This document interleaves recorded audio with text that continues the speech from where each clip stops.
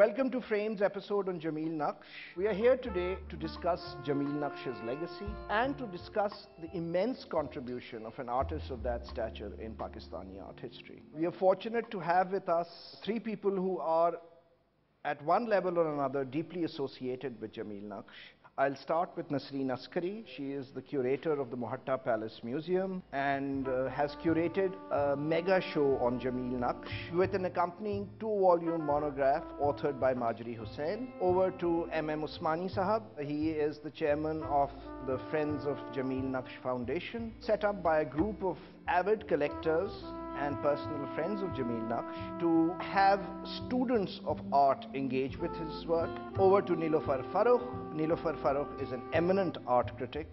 She's also the publisher of what can only be defined as a labor of love, which is the Nukta magazine, a niche magazine on contemporary art. She was the head of design at the Indus Valley School and is behind a lot of artistic cultural enterprises that are going on.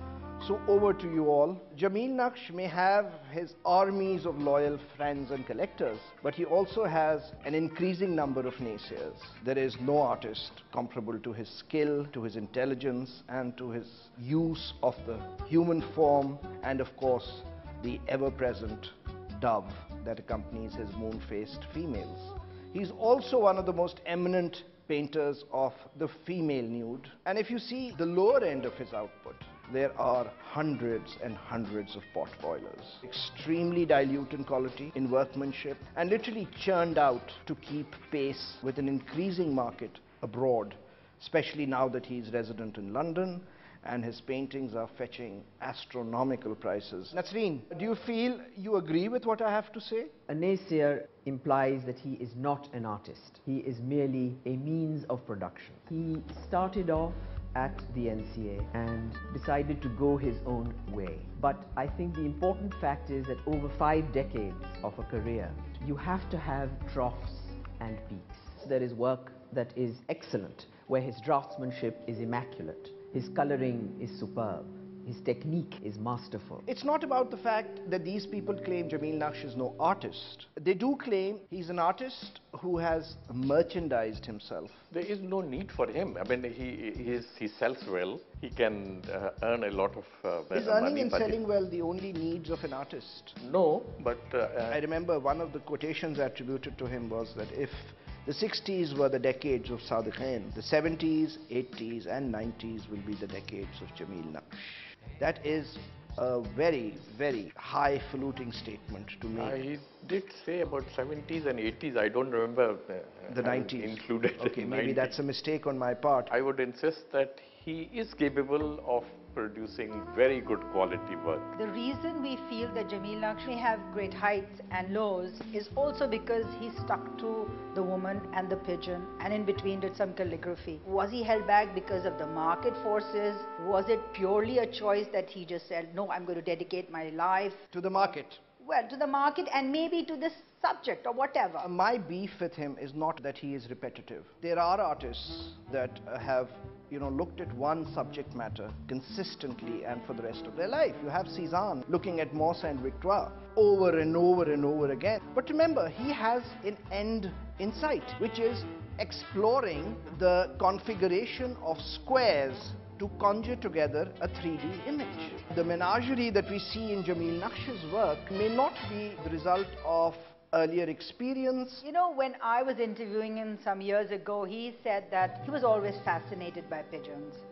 So I tend to sort of believe that as well, because where he came from, there was this whole practice of rearing pigeons. So, I mean, coming back to the fact that he has worked within a limited space and his repertoire is limited in terms of the theme or the subject. He uses techniques to overcome that.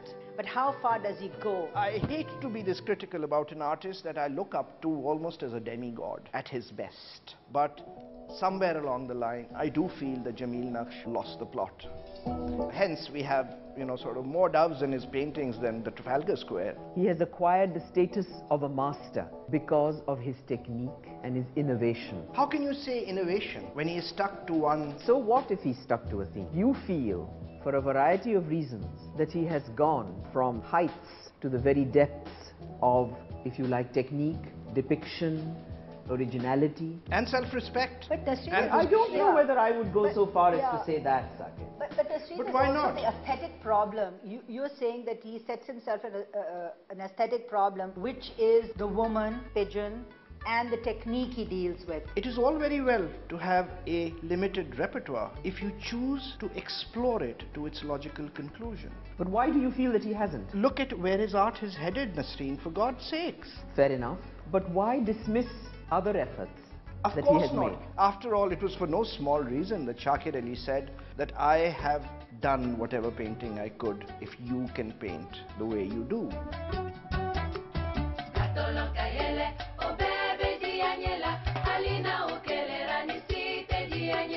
When we compare him to artists who have reinvented themselves, like maybe Zahurul Akhlaq, content-wise he hasn't evolved.